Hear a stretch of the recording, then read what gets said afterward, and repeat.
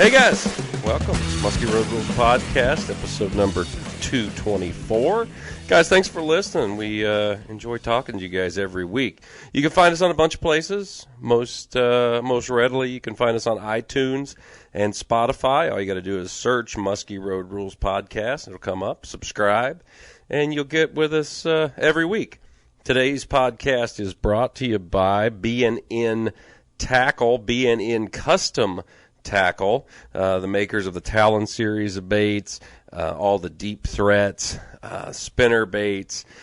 They got a ton of different stuff, the B&N shads. These guys are making a ton of stuff now. If you're looking for any high-quality wooden inline crankbaits, check out the B&N Custom. Go to bncustom.com and check out. They got a ton of different paint jobs there. Everything from shad baits to the skinny square-lipped, what I call St. Clair series lures. They've also got the Slasher series with the rubber tails and all their spinner baits and bucktails. So make sure you check those out at bncustom.com. Also, remember to text us on our text line at 606-776-6750. Make sure you text us 606-776-6750. And it's the Lungin Lures text line, guys. Lungin Lures, makers of all the quality crankbaits, from the 22 short, 22 long, the big 50 cal, the 22 SS, and all the Lungin tail spinners. Make sure you check them out, guys, at lunginlures.com. Now, guys, we're getting ready for our Musky Road Rules event this weekend in Mosinee, Wisconsin at Sportsman's Repair, and at the North Branch Pizzeria there in Chicago. And we're going to have a special guest this weekend. It's going to be Steve Herbeck. I got Steve on the line here. Steve, how you doing? I'm doing great, man. It's good to get together with you again. It's been a while. Yeah, no, it'll be fun. Now, you're going to be coming in. You're going to be speaking at both events for us. And Steve, how long have you been musky fishing? Well, professionally since '87, so that's a long time. Yeah. It doesn't seem that long. It's crazy, you know how the seasons run together, and it just time flies. It seems like I can remember those first years as if it was just last season. It's pretty weird. Yeah, I'd say. So what got you into musky fishing? We'll just take a little deep dive here. What got you kind of doing the musky thing, and how'd you get going on it? My dad, was very instrumental in when I was younger, taking me fishing and stuff. And then as far as getting into it professionally, I had to do something. I was always trying to get out of work to go fishing, so I was going to go pro. I definitely get that. Where did you start your guiding at? Well, down on the Madison chain, is where I started. And kind of mixing it in with part-time work and the installation business that I had at that time, and it was just really exploding on the Madison chain at that time. But that time it was all tigers, and everybody. It was kind of a blossoming time in the industry, and with the southern Wisconsin fisheries, and then it started extending farther south. From there, it was kind of an expanding time in the industry, and a lot of the musky clubs wanted to get info on it. It was something different than going up north. It was close by. It was beautiful tigers and some really good sized fish. And so, that's pretty much how I started my, getting really well known in that. I was doing a lot of seminars for the different clubs, and of course you book a few people here and there at every one, and pretty soon I was busy.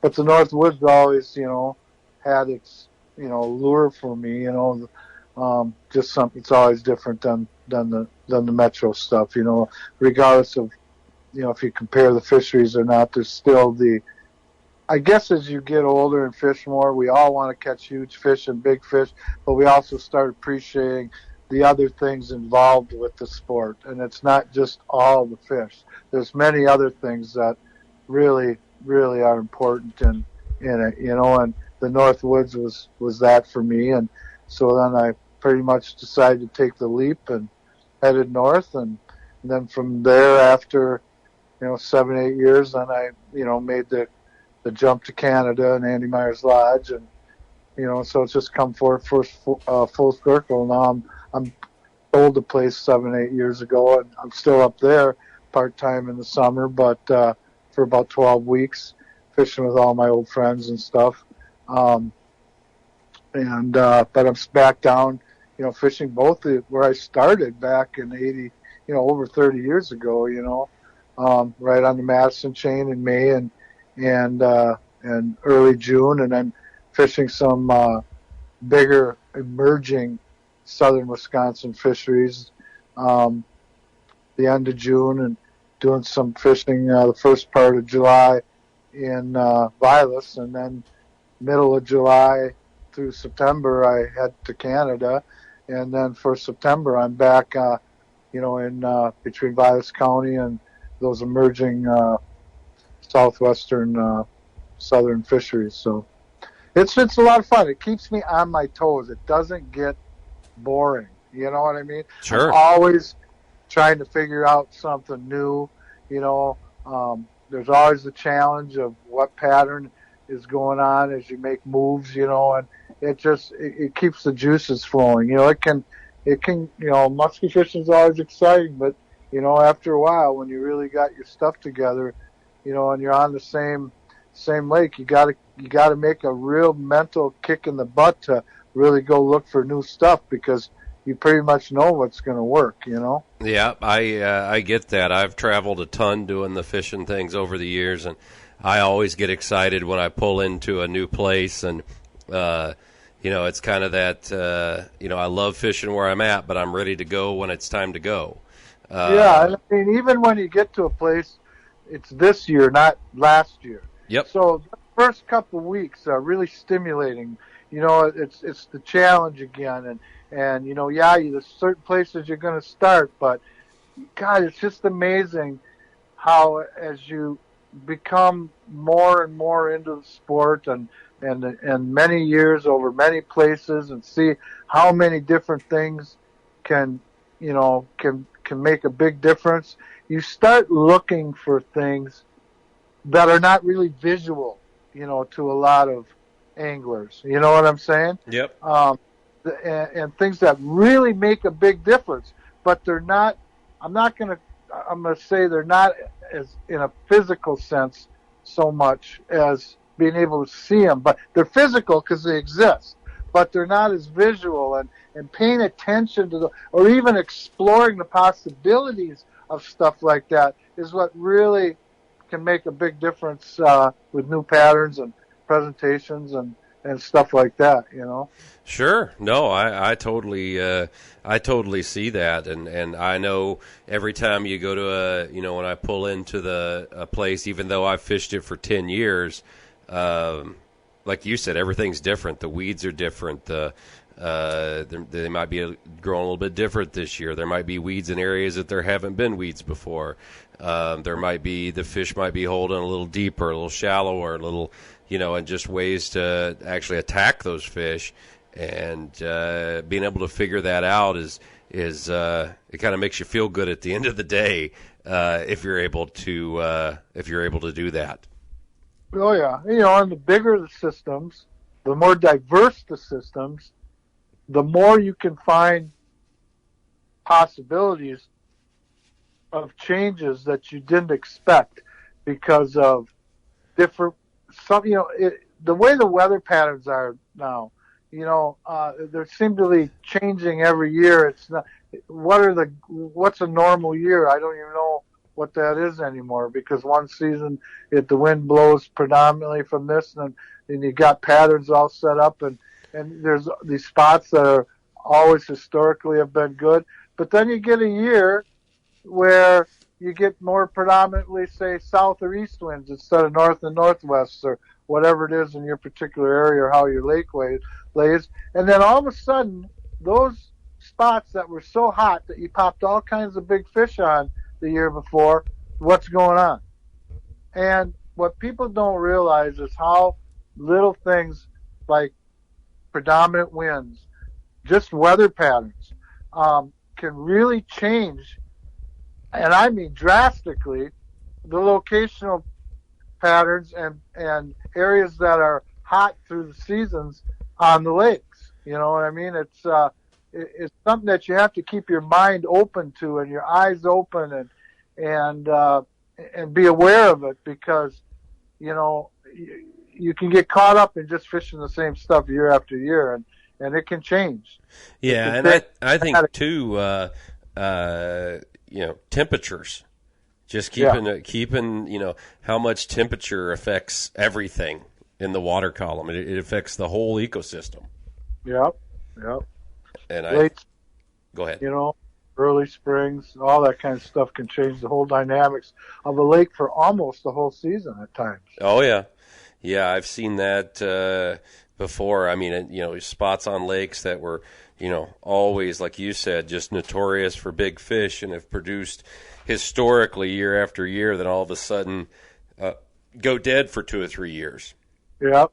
And that's, you know, that's just kind of what you see, and it's all. Well, I think too. Besides, you know, how, you know, changing predominant winds can affect currents and how they move through a system, and that can definitely change bait fish movements and how they revolve around the lake, and that in turn changes where the muskies stop to feed, and I think that's a lot to do with it. But also, you know, spots that are really good are and you know, and I started this theory 30 years or 25 years ago, is that they're just nothing more than stop signs and couches or the neighborhood bar stool on the way home from work. The muskies don't live there, really. They stop there to eat. These shallower structures, we're not talking open water or deep bars or thermocline related stuff, but the shallower classic casting spots. Okay, so these fish are revolving around the lake, and they stop at these spots and have for the last 2 or 3 years. Well, now, or 4 years, whatever you've been fishing them, and you got a group of fish that are doing that. And so they're going from, say, 40 inches to 50 inches during this 4 or 5 year period. And pretty soon, over a period of 4 or 5 years, because of the complexity of that spot and its known success, it gets hit 2-3 times a day by really good fishermen. You end up sticking all them fish, and they say, "Man, I'm out of here. I'm going to find something that doesn't hurt quite so much." And then I think it takes a period for a different group of fish to start setting up on some of these spots. I think it has to do something. You know, this is all just theory, obviously, but it's something that seems to kind of make sense to me. You know. Sure. I mean, that would make sense for why some of these spots are, you know, notoriously good for a given period of time, and then all of a sudden, you know, they kind of just wind down. You're like, man, I just have not seen a fish here in, you know, all season. It's just been a slow, and you start seeing that for over a period of time, and then it, you know, gradually comes back, and it might have something to do with you know, weed growth or something like that. But the whole aging out of a spot is definitely something to think about. Yeah. Well, what, Steve? Let me ask you this. You know, you've been doing this a long, long time. What have you seen change as far as, like, you know, some of the biggest things you've seen change in, like, our fishing and baits and tackle? What have you what have you noticed? Well, as far as, you know, tackle, you know, obviously that's just a given. Everything is just so much more efficient and maybe even to the point of almost presentation specific, you know, because, you know, back in the days, you know, we didn't have near as many big baits, you know. You know, you see the trend towards big baits in a lot of fisheries, but then again, you know, I'm seeing a lot of fisheries, you know, small baits prevail. So, but still, I think the trend is towards bigger baits, you know, and so the equipment has to obviously, you know, accommodate it for, you know, not only the equipment physically itself, but the anglers physically themselves, so that everything's become much more efficient. I mean, when the big blades and the big rubber first came out and the bigger crankbaits and ripping them and stuff came out, we didn't have, pattern-specific equipment. We paid the price, and that's why both of us probably got aches and pains over 90% of our body. Well, a lot of the equipment changes, it's changed that aspect, which is thank God. But I think the main thing is just the whole accumulation of everything. To be honest, I don't know as if there's really more musky fishermen now than there was back, years ago, a few years ago. I just think with everything involved, including all the electronics, the mapping, the equipment, the availability of information and stuff like that, it's just everybody's a hell of a lot more efficient. Yeah. And so it makes the competition, just more, more tougher. You know what I mean? Everybody's getting a crack at stuff. You know what I mean? Yeah. No, I think that I definitely think you're right there. When instead of there being more musky fishermen, I think there's more smarter and better musky fishermen. I mean, right now we have the, you have all this information that's out there. You have all the, the tackle and stuff. And I'm a firm believer the baits have dictated the tackle, with guys wanting to go bigger and wanting to go heavier. Rod companies had to get better and make, bigger rods, longer rods. I remember when, back a long time ago when I first started, if you had an 8-foot musky rod, it was like a whip, it had no backbone to it. And nowadays, I'm using, all 9 and 10-foot rods, to throw the big stuff with. And, it just really, it helps, for me, it helps with the body and being able to stay out there all day and power through is have that, that longer stuff. I know, I've been using a lot of the Thorne Brothers stuff. They had the new Stealth rods, the 9 and 10 footers that I thought were really, really nice. And, no matter which rod company you use, I mean, they all make longer rods. Helping Thorne Brothers out at the Chicago show, and God, those rods are sweet. Oh yeah. Those rods are really sweet. Yeah. And stuff like that. I mean, people don't realize is how much like just your fishing rod can help you get through the day. Oh yeah. I mean, you don't have, no more of this having to bend over a long way to do figure eights. You're able to get the bait down in the water the same distance as you used to by bending over, but now you don't have to do it so much on your back. And I think too, I mean, in some of these clear bodies of water, the less movement you do with the boat, the better the off you are. To spook those fish, and the longer rods really help that. And I think that's one of the reasons too why we're seeing more and more big fish caught on 8s or at boat side, where it used to be it was just you could not make that bait do anything or make a shape big enough by the boat to get those fish to go. Well, and especially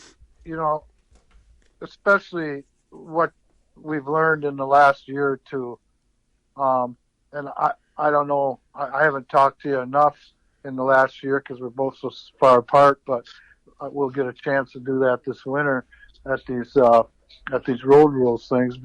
And I don't know where you stand on forward sonar, but that goes in line with what you're just talking about, because I never realized how many fish followed up that we never, ever saw. Oh yeah. And we're down there 6-8 feet below the boat doing figure eights like synchronized swimmers, and you couldn't even see them. Yep.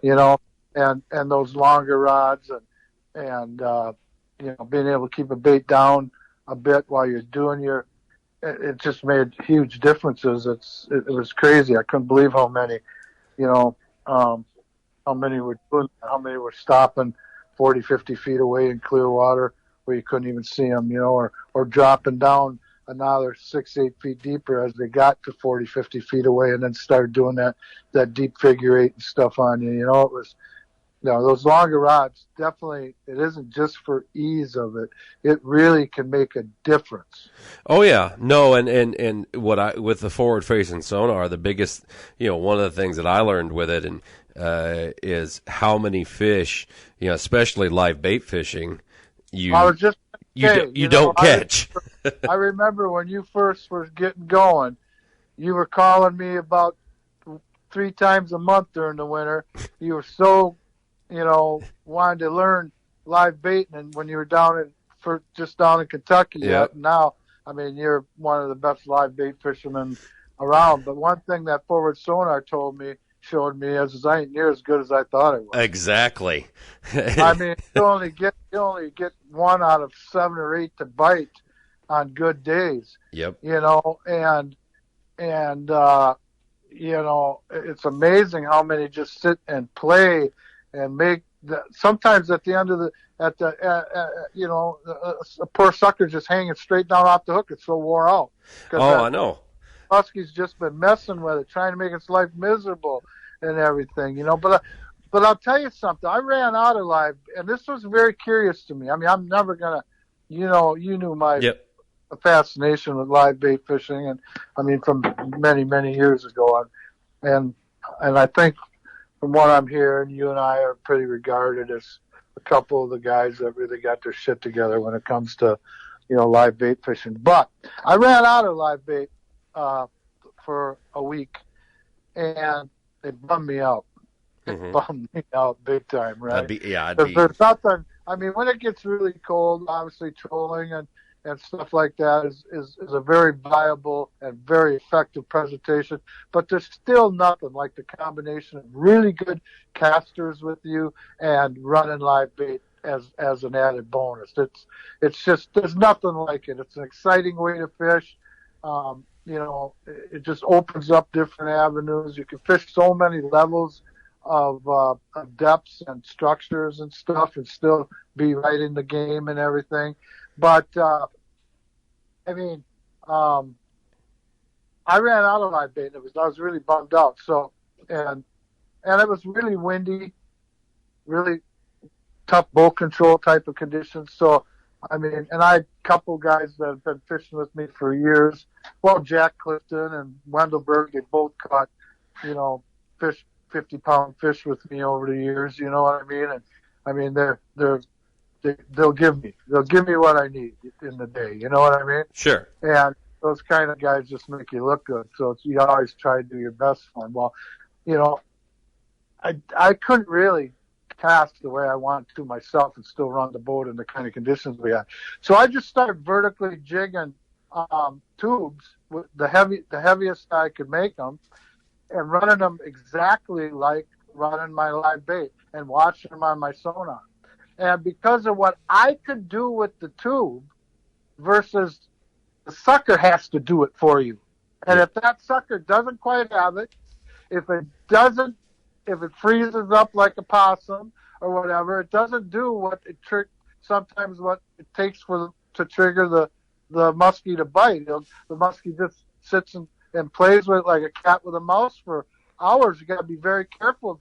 Now with forward sonar, when one's doing it. I used to always think when one was looking at it. But in watching them on my forward sonar, I don't always. Only when I got really good live bait that'll trigger and tell me that, with its actions and stuff, that there's one really looking at it. Okay. Sure. So with the tube, when I saw one come up on it, I was able to increase the action, snap it more, walk all the way up past the middle of the boat, past an angler, snap it, bring it back, bring it up, bring it down. And I could sometimes increase the activity level, aggressiveness level of the fish. And for that week, I was down to about 1 in 4 or 5 with artificial versus live bait, which really surprised me. Yeah. The other thing I did when I was in Cisco-based waters, and it was at that 40 to 48 degree temp, which is prime, for your live bait and stuff. But I didn't, and I always got a spinning rod with me, with a little Castmaster on it.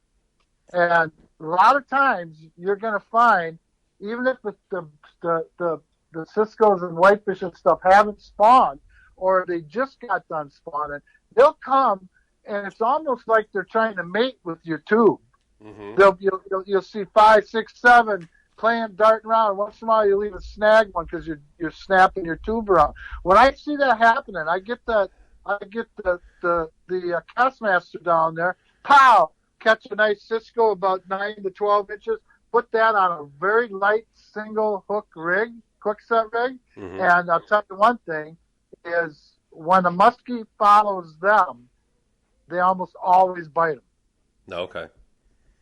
Now, what does that tell me? Does that tell me that maybe suckers aren't as much a preferred fall food as we always thought it was? Yeah. How when we troll all summer long, sometimes you're better off with perch and walleye stuff, but then come late fall, it turns to whiteside stuff. Is it the same with live bait? It's got me thinking what I found this last fall.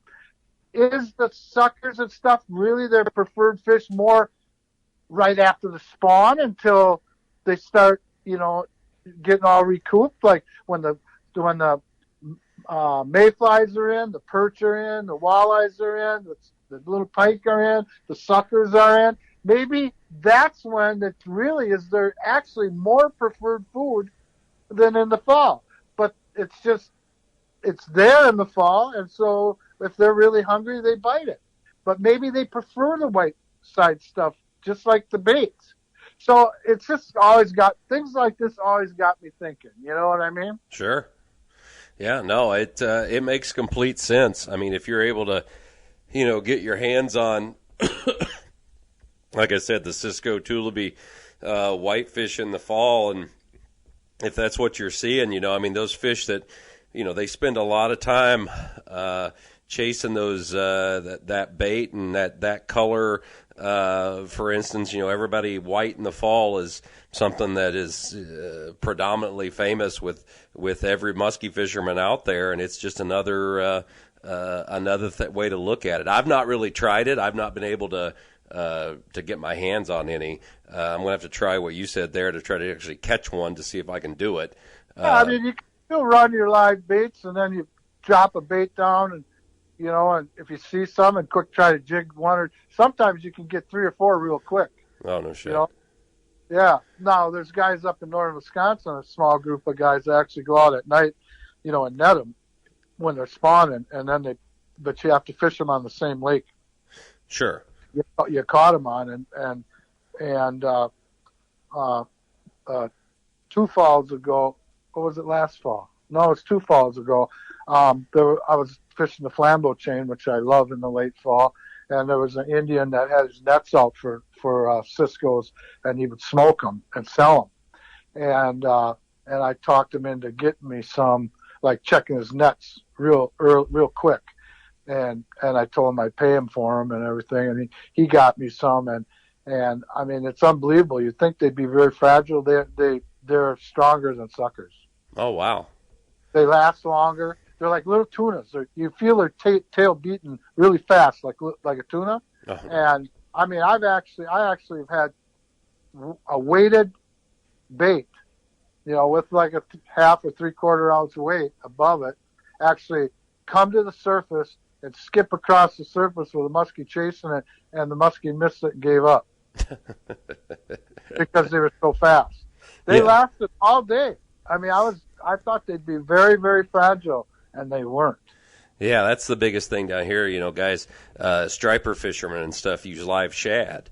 And, when you're using shad, you have to, really, you even have to watch how you keep them in your boat. You got to use a rounded tank. You got to really watch the water and put a little salt in there to make sure they toughen up a little bit. And it's a whole process. And with those guys, they buy, they get most of them they cast net the shad at the marinas at 4 a.m. before they go out on their trips, and you're constantly changing bait because those shad just don't last that long. And I would have thought the Cisco's and Tullaby would be the same way. No, they're tough. Oh, wow. Well, that'd be a cool thing to try. Yeah. That's I just use one single, like 2/0, or 1/0 right in the side. And if a rubber band is really good through their nostrils, but if you use a clip, you just got to cut the attaching arms of the clip shorter because their forehead's real skinny. And I was totally amazed. Yeah, that kind of blows me away. I figured it'd be on there for just a little bit, then you have to worry about changing it or them dying or. No, they lasted longer than a sucker. Wow. Huh. Well, what's Steve? Let me ask you this: what advice would you give to any newcomer that's getting into the sport right now, if they're listening and they're trying to get into musky fishing, or if they're getting frustrated? Which I tell everybody, my biggest thing I tell people is you got to be able to handle the skunk. Especially if you're starting to try to target bigger fish or you're fishing, bigger fish water. You can't get discouraged by getting skunked. Oh, for sure. It's not like you're fishing panfish or something. It's more of a hunt. You got to have a mentality that way. If a guy is just, you're talking about somebody that's just making the transition from catching a few fish and now wanting to go into chasing big fish, you kind of going along that kind of avenue of thought pattern, right? Well, and another thing is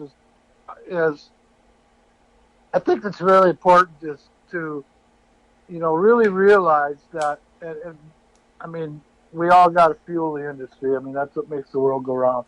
But, it's not magic lures that are going to do it for you. It's the time on the water and paying attention to some of the little things like we were just kind of alluding to. Make it really a point that you keep your mind open. It's not just, you're not just out there just throwing a bait, and, you got to ask yourself, why am I doing this now? Where am I doing it, and how am I doing it? And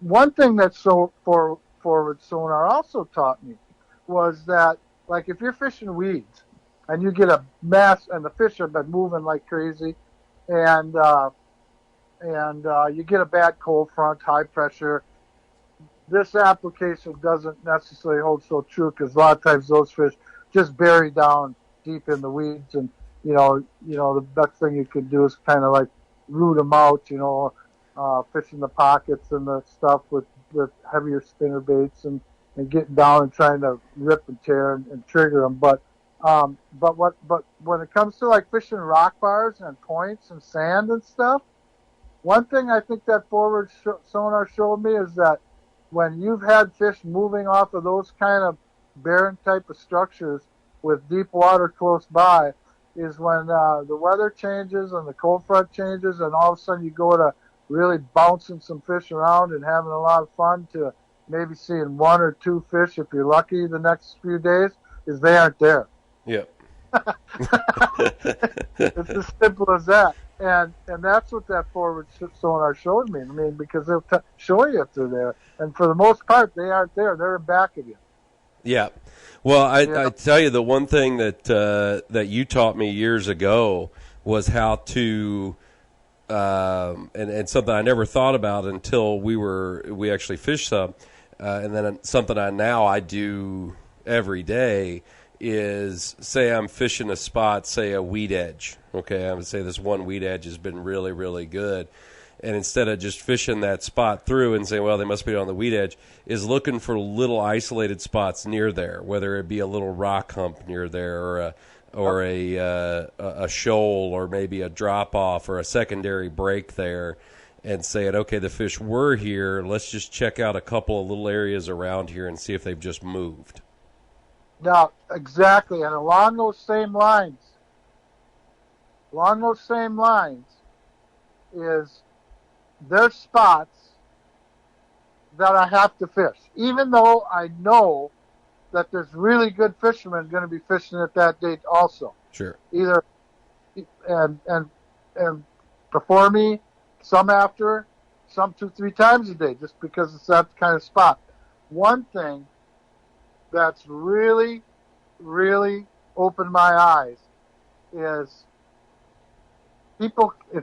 You hear run and gun, run and gun, run and gun, run and gun. Well, they're hitting the prime spots, and if you hit 100 of them in a day, yes, you're going to encounter some active fish, no matter how hard a spot gets fished during the day, because fish move up and off and down and around. Okay, but I fish a little bit more methodically. I don't. I will really run and gun like in the evening, or a storm is coming and I got some fish located.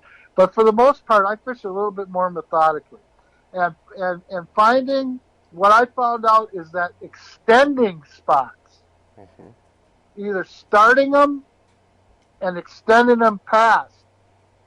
It's amazing how little of a structural element that these fish will have moved under pressure and waiting until absolutely prime times, like the exact moon phase or after at and after dark or so on, or a storm coming in, and they can so quickly move. That's what the sonar showed me too, is fish that were out back of me, that they're usually in pods of 2, 3, 4, and nothing's happening off of on the structure, and then all of a sudden, that's when people all tell you, well, yeah, 4 or 5 other people were out on the lake, and at the same time, they fished all morning, all day, didn't have nothing, but a moon comes in, and then all of a sudden they have 3, 4 fish on one spot. That's how fast they can move.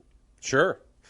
No, I agree. I mean, and it's amazing that, just because, the fish are, using a particular bay or maybe this one point seems to be holding fish all the time, and then all of a sudden it doesn't.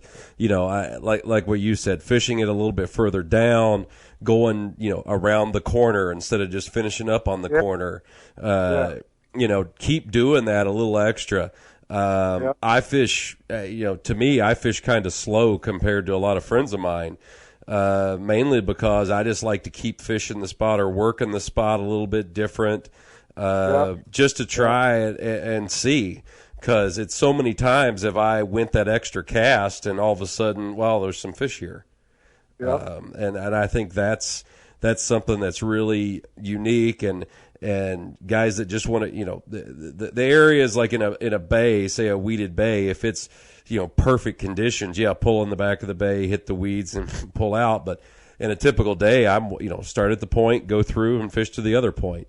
Because that's until you find exactly, some days you'll hit those patterns where every point going into the bay has a fish on it or something. Then you can start running like that. But until for sure, I like to always go through the whole thing. And sometimes it just comes down to presentation. There's days where if you're not hitting, you might throw a bucktail over every reef in the lake and not move a fish, but a guy throwing a crankbait, beating the hell out of it, is getting action. So it's figuring out those little things like that, to me, that are hugely important. Too, and I think, emerging anglers, too, because the mystique of this whole sport and the fish itself, lends to people looking for magic solutions. And when I was alluding to the fact that we have to, obviously things support the business and everything else, but I think a guy has to be very, very careful about just going nuts on baits and colors and changing all the time and stuff. I think if you get your basic, lure groups and a hot color and a natural color, I think if you find fish that are going to bite and you're using the right presentation for the depth, I think you're going to get bit anyway. And I just, another thing is we find on some lakes the fish just adapt so quickly, or more and more every year, it seems like, conditioned to certain baits and colors, a bait is hot for a year or two, and then all of a sudden it isn't. Well, when that happens, I find whatever that color was that was hot, or that bait that was hot, I just go to black, and it seems to extend it for another year or two. The simplest color there is, right? Sure. The only one that that you can find anywhere. That's what the old saying is: any color's good as long as it's black. Yeah. That's I mean, that's something to it. I mean, and with the soft plastic stuff that has been. I mean, it really started in the mid-'90s, and you were one of the first person to adopt some of the soft plastic stuff, the Bulldogs and everything. What was that like when you first were introducing the soft plastic to the game? Oh, it was unbelievable. I was up on Eagle when I got my first Bulldogs from Brad, and they were pretty crude at that point yet. We did, in the first year or two, we did a lot of changing, people didn't understand, the hooking built, how many baits would come back all ripped up, and people weren't used to ticks, instead of a slam, you know what I mean? And then the hooks were buried in the bait, so they weren't free swinging, and a lot of things got changed and everything. But those first 2 or 3 years, oh my God, the only thing that I've seen like it was when Brad came out with the double tens. You know what I mean? that was the same thing for the first 3, 4. They're still both go-to gigs, Sure. And then in the last 5 years, the tubes have kind of been along those lines. You know what I mean? Mm-hmm. I don't think quite as dramatic, but definitely a go-to thing. And I think tubes are way more versatile than people give them credit for. Oh yeah. As far as where they can be used, mostly, they come out of the box with the medium or the heavyweight, and that's it. But they can be used in a lot more different things than they're being used now. And I think that's what you're going to see in the next couple of years is the adaptations with tube presentations and stuff like that will bring them into a new element too. But yeah,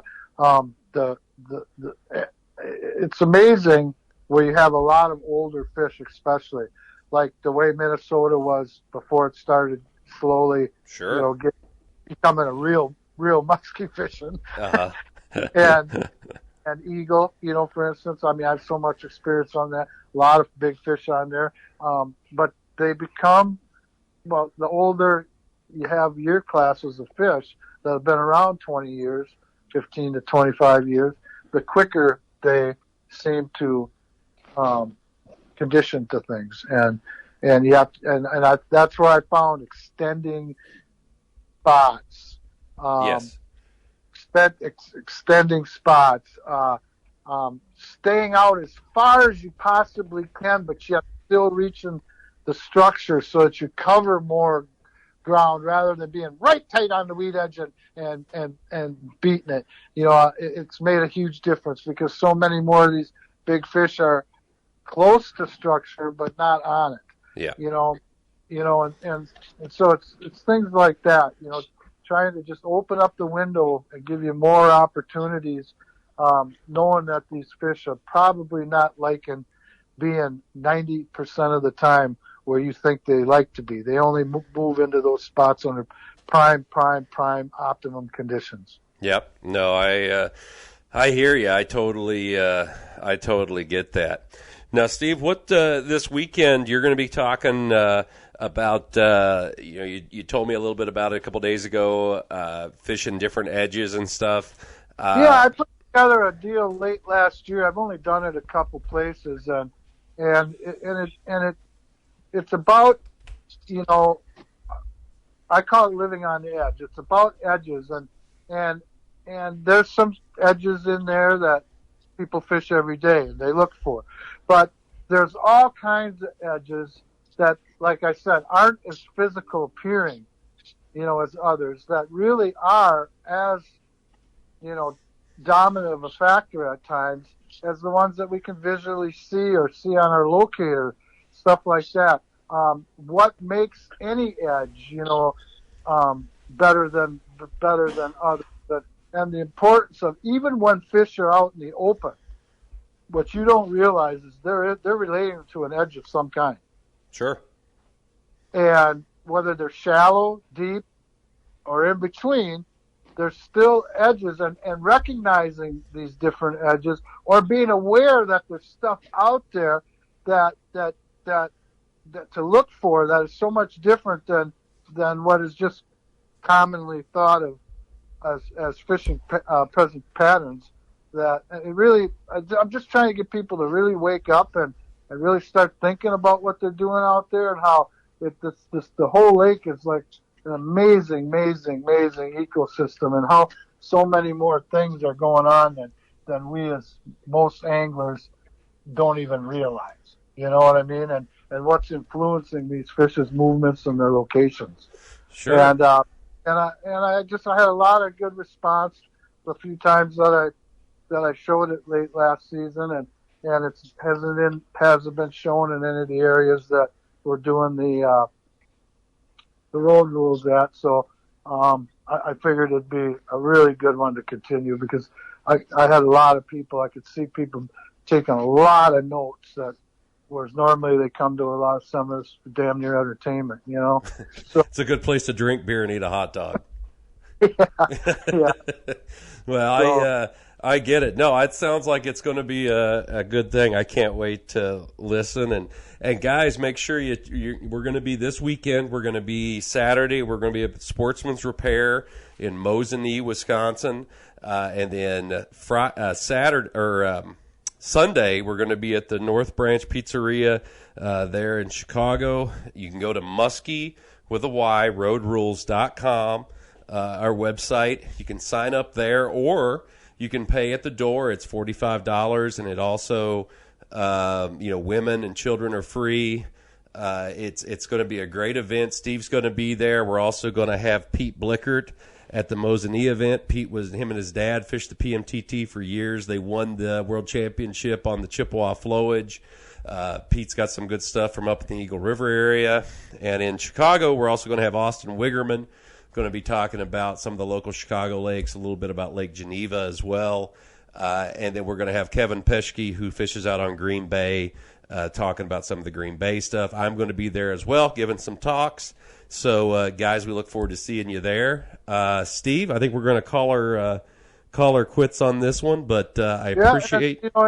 And to what you're talking about there, if people haven't been to one of these road rules, they're really fun and they're really cool. And it isn't like a regular seminar. We're like feet apart the whole time talking. You can learn so much more than what's being talked about on the seminar by just asking questions and rubbing elbows. I mean, it's way different than like just walking into a seminar room at a sports show. This is totally different. Sure. No, this is going to be everybody hanging out, and right. It's a 6-hour deal of everybody just having a good time, talking, fishing, bullshitting. We're going to have door prizes and raffles. I mean, it's just a really good time, and would love to see as many people as we can get out and do it. But Steve, if somebody can't make it, say somebody's listening and can't make it, how could they get a hold of you if they want to go fishing sometime? Well, you just got to go to SteveHerbeckFishing.com. There's all kinds of contacts there, or Facebook, Steve Herbeck.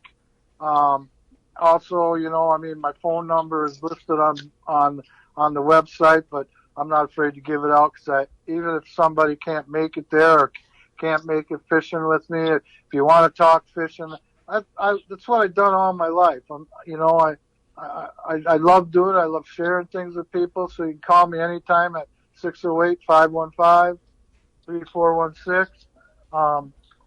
Get a hold of me. I got some stuff left open in May and June for Wisconsin. A few things left in September. I got a few days left. Some exciting stuff going on in Wisconsin too. So we can talk about it more personally when you call me or see me at the Road Rules stuff, or even at the Milwaukee Musky Show. So September I got some stuff. June, May in Wisconsin. There's a little bit left in October, a few odd days in October left for up north in Canada. Just feel free to give me a call anytime, or see me at one of the seminars, Road Rules, or at the Milwaukee Musky Show, and we'll get it on. All right, buddy. Well, I tell you what, thanks for coming on, and I will see you Saturday morning, and hope to see everybody at the Road Rules event this weekend, and I'll talk to you later. All right, take care. See you, brother.